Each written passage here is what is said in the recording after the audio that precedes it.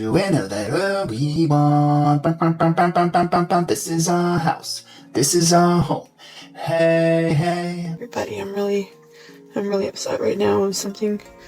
I'm sure this has happened to everybody, but this first time it's happened to me because I have more expenses now. I had to get a new car because my other car was using up so much gas, and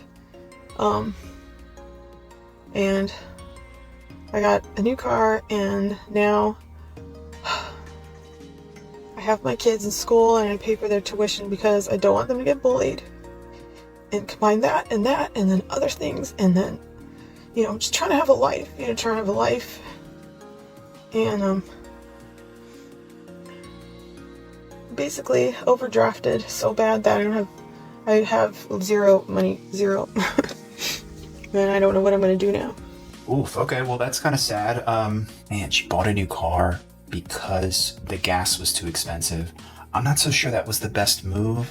I live off credit cards because when you use your debit card, what purpose are you getting from it? And your money is gone right then and there. Right. Swipe your card for $300, your debit card, that money gone straight out your account. Okay, so it do make sense. It makes sense. You're gonna pay it. You gonna pay anyway. it, right? But the credit card gives you time. Time. Yes. That what a job didn't give you, the credit card will, basically. Right, exactly. So you kind of put those two together. They seem. Well, no, I mean the job, what the job didn't give you. No, you don't really effectively have any more money at the end of the day. Yes, it gives you a little bit of a window of time to manage your bills and expenses. Yes, there's a tiny, oh my gosh, a tiny little bit of a percentage of a rewards thing. But honestly, that gets you into more trouble than it helps in most people's situation. That's like a temptation mechanism to lure you into spending money that you shouldn't, thinking that, well, I'm saving 2% on it, so no. I mean, you just you put your life on autopilot, you pay everything with a credit card, and then you set up auto pay for everything. That's all you do. It's simple. And you get a whole bunch of credit cards, you break them all up, get some more if you can. You can never really have too many, and all you got to do is just be paying some recurring payment off with all of your cards, and have it all on auto pay, and then effectively get to a point where, because here's the thing, if you get a whole bunch of credit cards but you're not using them, one day you'll get a letter in the mail to say like, hey, we're canceling your account if you don't use this in the next 30 days. So the trick is you get a whole bunch of them, you break it up. You should have one credit card for every bill in your life, every essential bill that you plan to have pretty much perpetually. Today I paid my rent on my credit card because it's the first of the month and I don't have a job. And I know that sounds bad, but the truth is that I haven't had a job in 11 months and I've paid my rent on my credit card for the last year. Now you're probably thinking that I am in tons of credit card debt, but that's just not the case. I pay my rent and my bills on my credit card so that I can get the points from the money I spent. My American Express is tied to an airline and I want to be able to travel for kind of free 99 almost. So because I get either 2 or 3 points for every dollar I spend, I put everything on my credit card, including my rent. And I've been able to accumulate a whole lot of points for money that I will already be spending out of my checking account. Not only do I accumulate the points, but of course I'm paying this bill off at the end of every month. Wait, I thought you haven't had a job for 11 months. Okay, I have no problem with you paying your rent with a credit card. That's fine. Again, like I was just saying a second ago, you should be paying everything with a credit card if you can. Whatever. Sometimes they don't really let you do it that easily, but even then there's special cards, special ways around that, special services that let you effectively pay with. You can pay your mortgage with a credit card. You just kind of have to get the right services lined up, plug them into each other, and then you can accomplish such a thing. But I don't know how she's paying her bills. I mean, she must be making money. She just doesn't have a job. That's got to be it. So I am also getting, those increases on my credit score. When I first started getting out of consumer debt in 2019, I had a 667 credit score. Today, I have an 810 credit score. And it was hard work. It was tons of hard work. But I say that to say, maybe if you can, and you already have to pay your rent, maybe consider paying your rent on your credit card and then just paying that off at the end of the month. I do it. It has worked for me because you're already going to spend the money, but I do it that way, the way that I just told you. Because 100% approved. No problem with that. I think anybody who has a problem with that doesn't understand her strategy. It's not a complicated strategy. It's totally fine. Yeah, get your points out. No problem. If you transfer your credit card debt onto a personal loan, your utilization will drop because loans do not get calculated into your credit usage. So, for example, I have an 830 score, but 1% credit utilization out of my 54 cards. Yes. But on my debt side, I have almost $1 million in debt, and that's an accumulation of mortgage loan and auto loan. Yes. Right. So that loan debt does not get calculated into your utilization. So if you get a personal loan, transfer all your credit card debt to a personal loan. That'll drop your credit usage and boost your score. The next step that you could do is apply for business credit cards, business loans, business lines of credit. Transfer that personal loan debt onto the business side. Now you've successfully put Wiped it onto off the personal. Now everything's living on the business side. Exactly. Yeah, I do want to learn more about this. There's some pretty advanced stuff going on with the they call it the credit game, right? It goes way beyond just get a bunch of credit cards and have some points. America is a scam part 3. So today's focus is going to be credit cards. Now, I know in Africa, they don't have credit cards because there's no way of tracking people and all of that stuff. The system is not as organized as the US is. But here in America, we do have credit cards. The problem with the lender again here is this. They want to give you money that you cannot afford. How do you get a credit card? All you do is just to apply, and in your application... I really like how animated her hand motions are. Pay attention to that. It's very expressive, like it's drawing me in. I like it. They ask you how much do you earn a year. You put amount you earn a year, and then the credit card use their discretion to decide how much they're gonna give you for credit. Now the thing is this: the credit card can start you at, say you tell them you make $20,000 a year. The credit card can start you at $1,200 to be fair. But now, the more you pay, the more the credit card company sees how credible you are. They're going to be increasing your credit limit. They don't even need your permission to increase your credit limit. So credit limit is how much you can spend, how much you can have on your credit card. So they're going to increase the limit. Before you know it, from the $1,200, they bump it up to like $5,000. This is a bad thing. Okay, I guess it's like that's the trap, right? That's the trap. They go against your own desires and bump up your credit limit without getting permission. All right.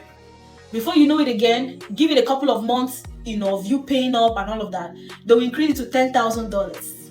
Now, they're not going to ask you, did your income increase or anything like that. They don't care about these things. As long as you're paying up what you are borrowing, they're going to increase your credit limit. Now, a lot of my African brothers and sisters will see this money and they decide to start spending money that they don't have. You don't have $10,000 in your account, and you only make $20,000 a year. But then you go and carry credit card and use it to throw a party. Something I have seen. My African sisters and my African brothers will take credit card and go and throw a party. I mean, I'm not saying that doesn't happen all the time. And I'm not saying that the credit card companies don't prey on the weakness of the human spirit. But America's a scam because of this. I don't know. Like, you don't have to get the credit card. You don't have to spend the money. Okay. I mean, that's her opinion. Okay, that's her opinion. Just so they can show off. Everybody's wearing ashibi and they're like, oh yes, that was my party. My party was the talk of the town. But it was borrowed money that they used to do that party. And then tomorrow, they'll come and tell me that America is a scam. You and America, who is the scam? And tomorrow you'll be crying. Say, oh, I'm drowning in debt, and what do I do? What you do is for you to apply caution and have sense. I like it. I think this is a very wholesome clip. I think in the end she kind of reversed it. It's like America's not a scam. It's kind of you. It's you and your responsibility. You shouldn't be throwing parties you don't have money to pay for. Thank God for cousins who are also actors, who know artsy people, who want to help other artists. It's this cool older artsy woman that my cousin did like a play with at some point, or was in some sort of theater thing with her. And she posted about her apartment and was like, I'm going away to do like some theater tour in Greece or something, and I would love to help other artists. She's like, I can't like officially rent out or like Airbnb my place, so I'd love to just send this email out to friends to just like say that your friend's staying at my place. And my cousin saw it and was like, oh my God, you're looking for a place, and this is like right around the place from your apartment right now. I'm gonna reach out to her and like kind of explain to her your situation, and maybe you guys can get in touch. And I ended up texting her, and we got on the phone and I told her the whole thing, and she was like, I would love to help you. It's kind of a little bit, the reason why it's like so cheap for West Village is there's kind of weird days where she's in and out, but there's only a few apartments in the building. It's like a cute little brownstone. And so days that she's like coming back to New York, I'm staying at her neighbor's place, who I met like a few days ago. So there is a little bit of like it's not a sublet that like a normal. All right, so it's like a super awesome, rare house sitting gig that you got. And that's great. I mean, how else do you live in New York? Are you gonna pay like $6,000 a month? So this is great. That's wonderful. Great little opportunity. I mean, hopefully it lasts. I don't know how long you'll be able to live there, but that's nice. And then you even have a backup place. You go to the sleep at the neighbor's house. It's a really nice setup. Person would accept, I guess, which is what makes it cheaper. You have to be someone who's like really chill, roll with the punches. But then I'm not even paying for the full month because days that I'm not there and I'm staying at the other girl's place, I'm paying whatever she charges, which is like way less for the day because she like Airbnbs or like rents out her place like by the day. I don't know, you guys. There's a lot of things and I'm still in debt because I've definitely just been doing all these jobs on like backstage, like doing random like Instagram ads and stuff. Or like I'm shooting this like modeling ad for like some TikTok sports thing. And it just all went to like a deposit and to pay for the first month's rent of this place. But there's also one other thing that I had to ask for that if you subscribe to my channel, you'll understand. I'll probably tell you guys all about it on this. But you know what? I don't want to hear it. I don't care. You're not going to tell me right now, and no, I'm not subscribing. I mean, great. You got a nice little setup there. I still don't know what you're paying for. Okay, so great. Good for you. And I'm ready to put y'all on game on how y'all can really touch a real bag, man, like some real money, just by getting a perfect or damn near perfect credit score. Finally, guys, this is the clip we've been digging for. Okay, everybody, get your notepads. This is it. We got a real, legit credit, bro. He's gonna give us what we need. Here we go. Just by having a good credit score, bro, this is how you really can tap into some money, so pay attention. Now, the first thing you got to do is you got to have a great or good personal credit score to make this happen. All right, because I already got that part. We covered that part already. Just don't want to get stuck with some high-ass interest rates. So it's very good to have and build your credit. All right. And after that, what you want to do is now you want to go start an LLC. You want to start up a business. Now, once you start up that business, right, and you have your LLC, it's structured right, you have a business website, business email, business phone number, business address. Once you have those things complete, now it's time for you to go apply for some business funding. All right. But this is where you don't fuck up at. Once you get approved for business funding, you have to use that money to make more money. See, people go out there and get business funding and they don't know how to use the money. They blow it. They go buy new cars, jewelry, new clothes, shoes. That's pointless, bro. What you need to do with that money is you flip it and build more assets with that money. Now you're living your life off of credit. I mean, yeah, okay. I mean, that's the easy part. And I've heard this before. And yes, it's a good idea. Business credit's totally different from consumer credit. And yes, you need a website, you need an LLC or some kind of business entity. You need to have certain things in place in order to get it. And it typically can get larger lines of credit on the business side. But yeah, it's the whole like flipping it. It's like, oh, how do I take $100,000 and turn it into $150,000? It's like, that's really the main pull here. Dude is living off daddy's credit card. So yeah, I just logged into my dad's monthly account. As we see, $6K in one day, $700. So yeah, I do live off my daddy's credit card. Let's go. Okay. So you guys just got back from the Philippines. How much did you spend there to live like the Kardashians? Oh, I forgot to tell you this as well. We don't watch this guy either. This guy is the most obnoxious guy ever, and all he does is just like, I'm not even gonna go there. We don't watch this guy. We don't watch Dave Ramsey. As someone who made $1 million by the time I was 25, I put 100% of everything on credit cards, and here is why. Understanding how credit works was probably the biggest game changer for me when it came to reaching financial freedom. Reason being is if you understand how to actually effectively leverage your credit, get a good credit score, and then leverage credit accessibility, you're using what's called OPM. OPM stands for other people's money. Now, of course, this is not just free money that's handed. You know, I don't know if I can do this. The voice is hurting. me right now. I understand she's quite beautiful, but like, I don't think I want to take credit advice from this lady. I'm 31, I'm single, I live alone, and I have $29,445 in credit card debt. I've honestly never said that out loud before, and I'd be lying if I didn't think it was a little embarrassing and also really shameful. 2 credit cards, one with Capital One, one with Bank of America. Capital One has the lower balance, so my goal is to make an additional $200 payment a month to Capital One, and then snowball that with the Bank of America one. If all goes to plan and I continue making the additional $200 payments a month, I can have 4 credit cards paid off by December 2027. I know that's almost 3 years away, and who knows, maybe I will pick up some extra income or figure out a way to pay more towards my debt, but as of right now, $200 is what I can afford. I'm going to pay off this debt by 2027, no ifs, ands, or buts. I've been carrying this debt around, and it's honestly been a huge toll. I've barely making minimum payments, but enough is enough. I need to get this under control. It's honestly consuming my life. No one but to blame but me, but I'm ready to pay this off and be debt-free. Well, with credit cards. I mean, that's a pretty brutal one. Certainly not the worst I've ever heard, but man. I mean, what I'm hoping to find on this little TikTok quest we're on is the people who are getting a little bit edgier with the credit system, if you catch what I'm saying here. You know, like the whole, there's a term out there, it's called credit card maxing. And I want to learn advanced strategies around maybe even strategically running up a bunch of debt. And then, obviously, within the bounds of the law, navigating through that system to somehow come out the other end. Maybe, you know, kind of not being in total bondage. You know, all legal and lawful, obviously. We don't want to do anything illegal. But that is the world that I want to hear from the gurus who talk about that stuff. All my credit cards are maxed out. Matter of fact, they're beyond maxed out because Capital One allowed me to go $9 over on a transaction. My bank account, currently it has $4 in it. This guy kind of reminds me of that dude from The Office, just vaguely. You know, the voice, a little bit of the appearance. And by Monday morning, it'll be negative $126. And I don't know how I'm going to get to work. Because I have just over a quarter tank of gas for the week. And then on top of that, the van is breaking down because it's constantly overheating. Thermostat housing, which I've replaced every year, possibly. Could be that time again. Could be a leak in the system. Because currently I'm just keeping that coolant a little bit fuller than usual. I don't know. All right, this clip's from 2023.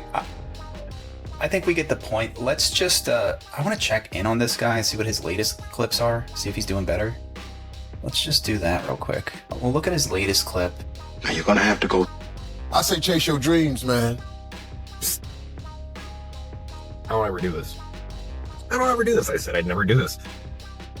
But I'm doing it. What are you doing? Ordered something from TikTok Shop. Oh. I actually ordered 3 of one thing as an Easter gift for my kid, and I got a little too excited to do the actual unboxing on film. But the other aspect to this is I always like to double check and see the value in the item. And for something that came from Houston, Texas to Fenton, Michigan, it came rather quickly, so I was impressed with the shipping. But it comes well packaged, well protected. And then, when you look at it, there's this little string. When you pull the little string, it comes down. And I'm going to bring it in close.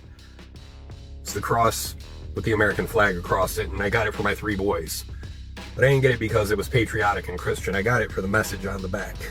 And the message reads, "Please remember, you're braver than you believe. Stronger than you seem. Smarter than you think. And loved more than you know."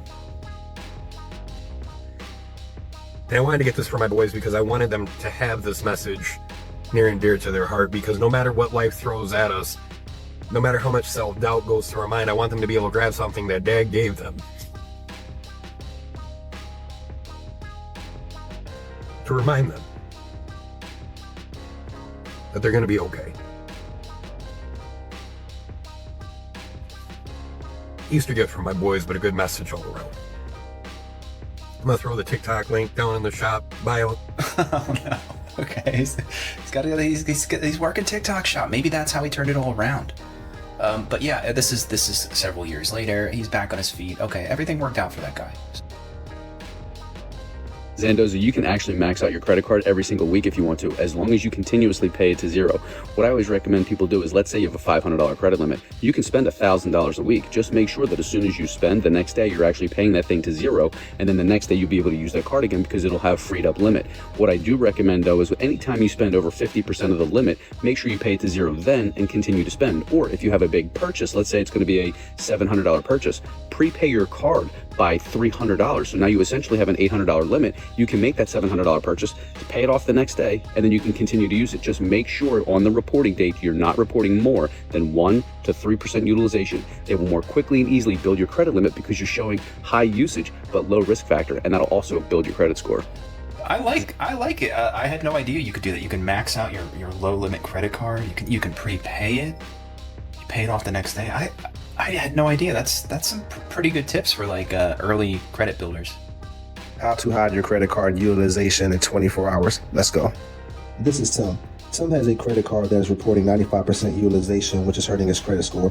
So what Tim does is he does a trick where he hides his credit utilization between multiple credit cards. So on your credit card statement, you see something that's called the statement due date. The statement due date is actually the date that the credit card companies report to the credit agencies, right? So what Tim will do is, in this instance, is the credit card that is due on the 15th, he'll take the credit card that is due on the 30th and pay the card off on the 15th. And then after the 15th passes, he'll take the card on the 15th and pay the card off on the 30th, hiding the utilization between both of these credit cards. But let's say Tim doesn't have that option. The other thing Tim can do is he can go to a bank such as SoFi or Tally and get a debt consolidation loan. Now, the reason why Tim will want to do this is he can take that personal loan and pay off that 95% and knock that down to zero. And the reason why Tim will want to do this is because personal loans aren't reflected in credit card usage because it is an installment credit, not revolving credit. Okay, I get it. Yeah, and we heard that earlier. Okay, it's about, you build up your credit card debt. It's like, oh, my utilization's too high. You get a personal loan. Now, I guess maybe there could be some drawbacks to getting a personal loan. You still have to deal with the debt, but this is about strategizing yourself for your credit card utilization, so that because maybe there's something you really want to do right then and there. Yo, what's up, family? How y'all doing? Man, I really can't believe this, right? You guys know this guy. This guy's kind of famous. To Kane X. I might be saying that wrong. King of all kings. This is the guy we need to hear from. This guy, he's famous for kind of skating the line between he's a credit card maxer, and he talks about like getting free cars and like he knows his thing. He knows his stuff. Okay, I want to hear from this guy. Let's check him out. So, I was going to my PO box and everything, right? And so when I opened up a letter, it was from Chase. Chase told me in a letter, they said, hey, we decided to close all of your accounts, right? They closed the checking account. They said they're going to close my Chase business account, not my business account, but all of my personal accounts, including my personal credit card. Now, a lot of people will be wondering, like, why would they do that, right? So before I applied for an auto loan, but they sent me a letter saying valid social security number is required. So since they never could validate the social security number, which is the EIN number, months later they decided that they were going to close it. But they told me that they was going to close it in advance, right? So I'm going to tell y'all something, right? In the meantime, I had the credit card with them, and I also had my credit card on my business side with them. My limit was $27,500. My personal side credit card limit was $5,000 limit, right? At the time when they were about to close it. Once I got the letter in the mail, I was like, what the heck? Is they really about to close my accounts? So they told me on the 30th of June that all of my accounts would be closed, right? But they didn't include the business side. And guess what I just done? I'm like, hold on, why are they closing my accounts? And I have a feeling I know what he just did. I bet you he maxed it out, or he bought something, probably for his business, to make sure that he was taking full advantage of this influx of credit, knowing that the walls are closing in. I did less talking and more walking. So what I did was... And I'm not saying he did anything wrong. Like, sometimes these companies just do this sort of thing. And it is a little weird. Like, why would they even tell you? Why would they even give you a heads up? But I guess they do. Maybe they have to. I don't know. I maxed out every credit card I had. There you go. I told you. I knew that was coming. And I spent it all on business. And so when I bought all my business supplies, I made all the down payments for my office, I made my payment toward the website, everything. So all business expenses is taken care of. So in the meantime, when I maxed the card out, I maxed literally the whole $27,500 out, strictly business investments. So a couple days went past. So we passed the 30th. My card still used. I still use my card in my account. But they was told me when I called them, they're like, hey, your account was subjected to be closed. I'm like, what's a closure? I'm like, really? And like, if they hit the person who said, I talked to the Chase representative, they said, we closed one account, we really gonna close all of them. And I said, is there any reason? He said, Chase is not required to give us any reason. They can just do it at their own time. I'm like, really? Maxed it out just like that.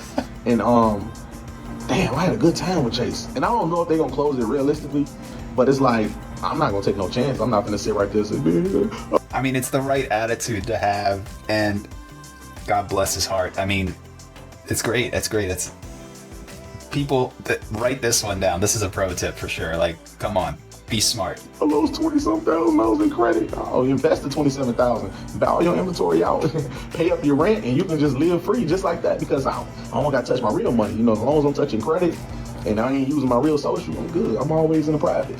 But in the meantime, it's like, man, I really wanted to build something with them. Hopefully I can. So if they decide that they don't want to close it, a couple months down the line, I'll put the money back on the card and ask for an increase.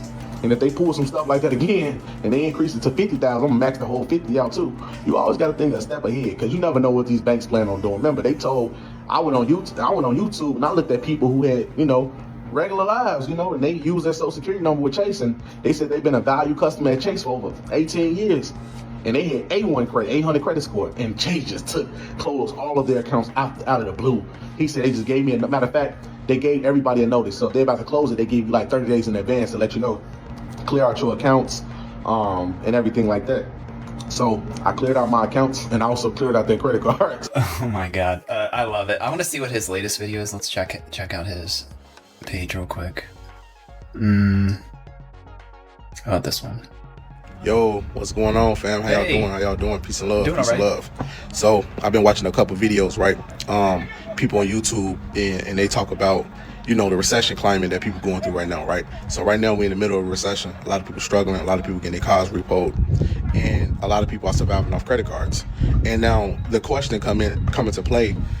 Some people ask, like, can a person realistically survive and live off their credit card solely? The answer to that is circumstantial.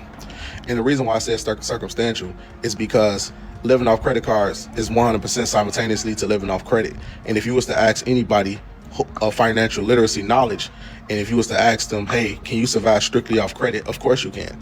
Now, depending on the circumstances and also the information and knowledge that that person has is going to determine. So hypothetically speaking, let's just say me, right? Let's just say if I was in a situation and I had credit cards and I wanted to survive off them, right? So the first thing you got to put in play is a financial plan. The financial plan is also going to look at your assets and your liabilities. How much money you spending, how much money you... Yeah, I think in terms of the question that's being asked, what the guy really wanted to know is like, hey, can we get credit cards, live off of them, somehow get out of it and rinse and repeat? But he's basically answering that's not really the case. He's answering it in the context of, yeah, you can live off of credit cards in terms of, yeah, if you have a business, so you can, take advantage of that quick, easy money to operate your business to make a profit. But I'm pretty sure he's one of these guys who's like, it's easier to just be a part of the business world and the credit system and take full advantage of the credit card game. But this idea of living off of credit cards as free money for life, no, I don't know how sustainable that is. And if there is a way to make that sort of thing sustainable, I'm all ears. But I imagine it's easier said than done. When you put it back on the cards, and also are you hurting your utilization? Because remember, when you say surviving off credit card, that's a blanket statement because we don't know exactly which credit card we're talking about. Are these personal credit cards or are these business credit cards? And if so, if we're going to use the argument of, let's just say, how I want to say it, if we're going to use the argument of personal credit cards, then utilization play a role, which can affect your credit. So let's just say if you got a $5,000 personal credit card, right? And let's just say the available balance is $5,000, right? Let's say your rent every month is $1,100. Let's say if your car note is $600. Let's say if groceries $400, right? and I'm just gonna leave you at $2,000 a month, right? Now, $2,000 a month eat at 40% of your utilization. But depending on how fast you able to put the money back on is what gonna determine if you actually can pay back your credit card bills, right? So let's just say you pay $2,000 towards auto loans, and you pay the other amount towards the monthly rent. The other $3,000 is your investment income. I'll look at that more of an investment. And the reason why I look at it as an investment, because you have to come up with a business strategy. Now, if you're not an entrepreneur, everything goes without saying that you won't survive. Meaning, it really no reason for you to do this, because you got to have financial literacy to some degree.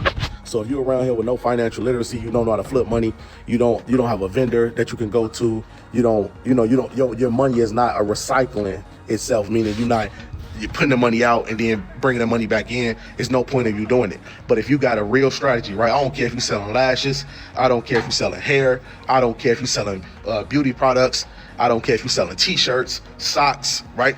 As long as you are able to strategize and use all of your investment income to your advantage, that's what's gonna help you the most. You get what I'm saying? So that's gonna let you know how much money you can bring in. So if you spend up $2,000 that month, and you still got to look at it like this.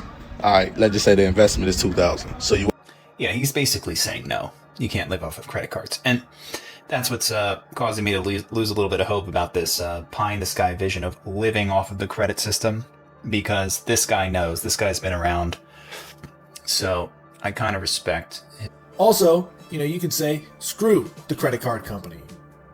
I'm going to take their money and never pay them back. Okay, that's fine.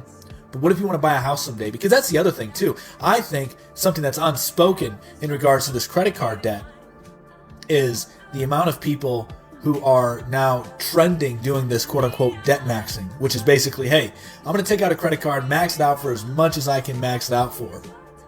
And then I'm just not going to pay it.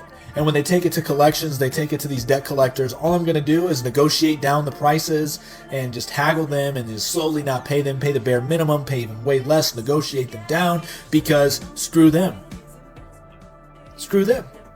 I'm going to stick it right back to them. They want to take advantage of the little man. Well, that strategy doesn't frustrate me. In my mind, it's like, I think there is a point where if you build up enough credit card debt, they actually do sue you. So that's the thing I want to learn more about. By the time it gets handed off to collections, there's a ton of strategies about like taking care of that. That's like no problem at all. Did I talk about authorized loans yet? So anyhow, in the trust agreement, it gives chief and counsel and the trustee the ability to move funds from the principal of the trust agreement over to pay for authorized loans.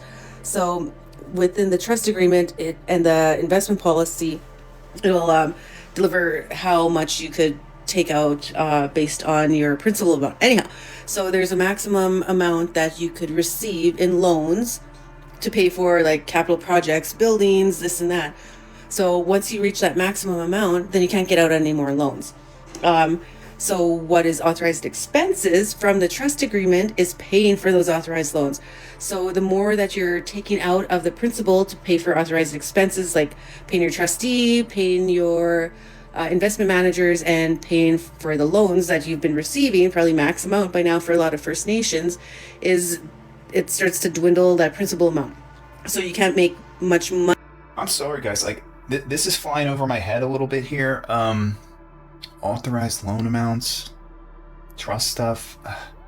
I mean, we'll watch the rest. Money off of that principal amount by having more money to have investments, or having the 4.5% that a lot of these bands are receiving annually just from having their money in this trust account.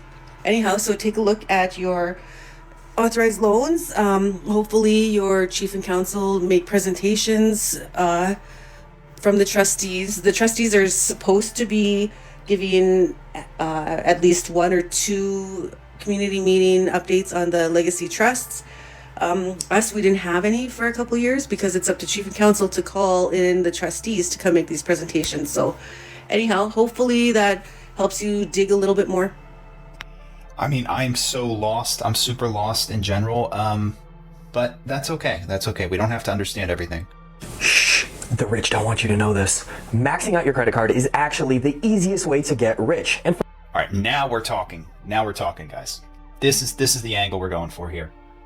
We got to figure this out. We got to figure out how maxing out our credit cards is the easiest way to get rich.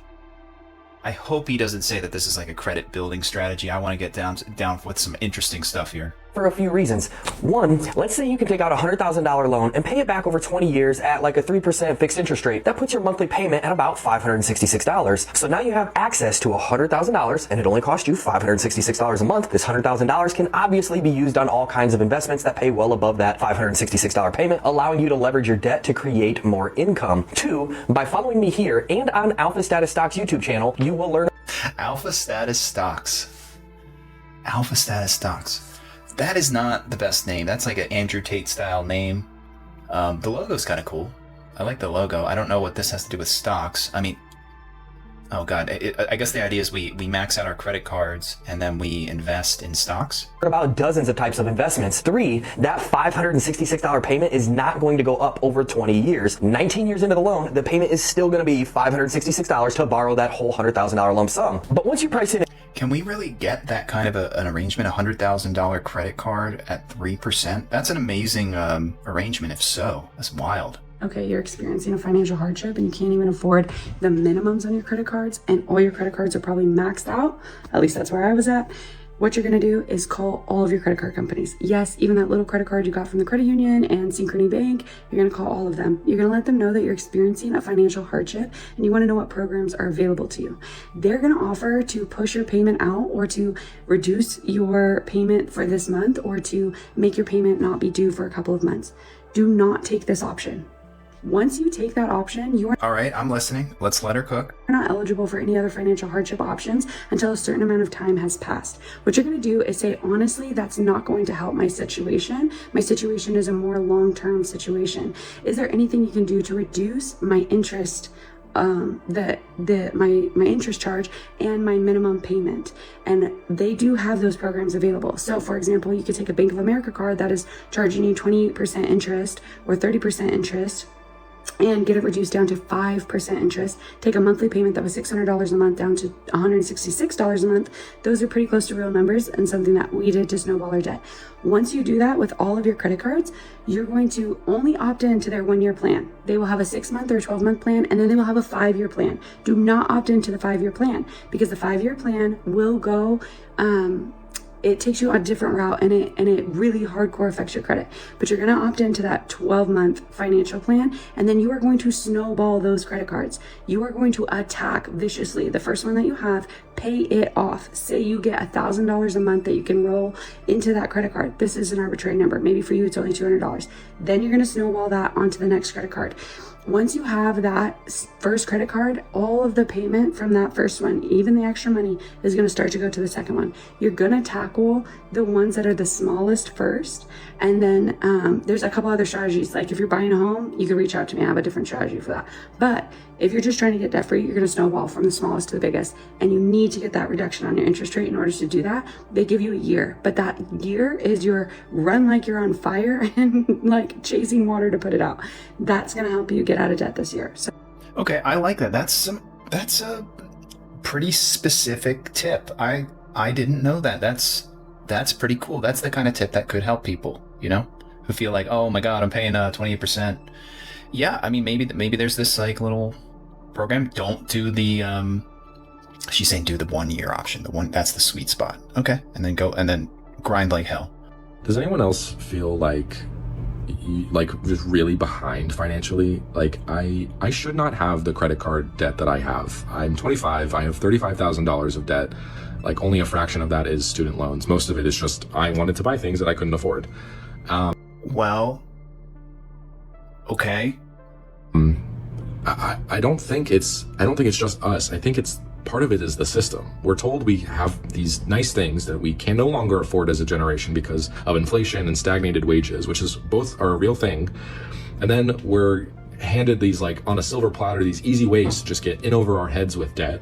These like buy now, pay later companies and like all these tech companies, these loan services. And then we're told, oh my God, you're shitty. You should have your finances in order. And then we end up feeling shameful about it. I hate this situation that we're in. Like this, there has to be, I mean, you're not giving me anything to work with, fella. You racked up a bunch of debt. Like, what do you want me to say?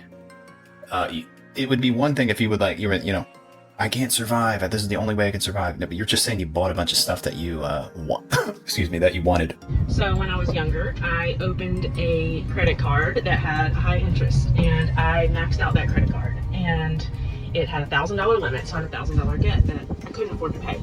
So I opened a 0% APY credit card to transfer the balance.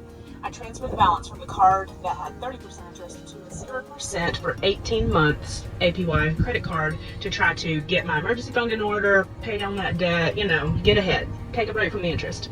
I thought that I would start paying interest on that debt on the 19th month. So I didn't pay off the balance in the 18-month period. But what I didn't realize is after 18 months, they are going to charge you for the entire interest for 18 months. Oh, okay.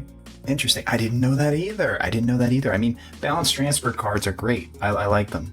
But there you go, guys. That's the scheme of the 0% for 18 months.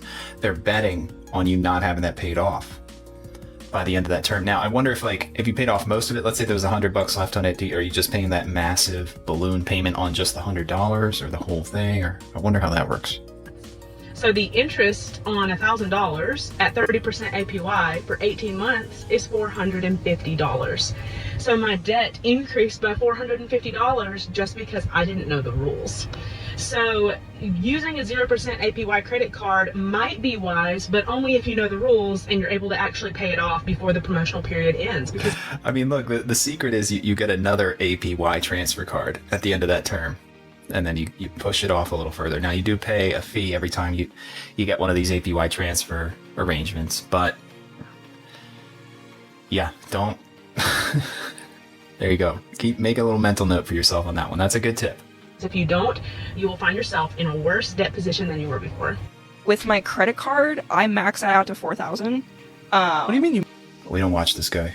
All right, so back on this whole deportation thing, you know what I'm saying? I did a video telling, you know, the women what they could do if they was trying to stay, you know, you get married or whatever. Now, this is for the men that have reached out, like, what should the men do? All right, if you a male and you are being deported, or you know that you don't have papers in this amount of time before you get deported, here's what you do. Most of y'all, you know, y'all have good credit and y'all got good standing stuff here, right? Yeah. So go out, go to all the major credit card companies, start ordering credit cards, all right? Get the max that you can get, you know what I'm saying? Start getting them all the major credit card companies. Oh, and then my God. Start going to banks and taking out them $50,000, $100,000, $120,000 loans, all right? If you're gonna be deported, what they gonna do? How they gonna get that money back? Max out every one of them dang on credit cards and walk away. If they gonna deport me, I'm gonna have money when I get there, because I'm gonna start taking out major loans and doing everything I can. You know, I guarantee you, they start finding a way for you to come back. They gonna want that money back. They gonna find a way. So start doing that. Hey, that's the best advice I can give you. All right, that's priceless. Look at that face. I like this guy.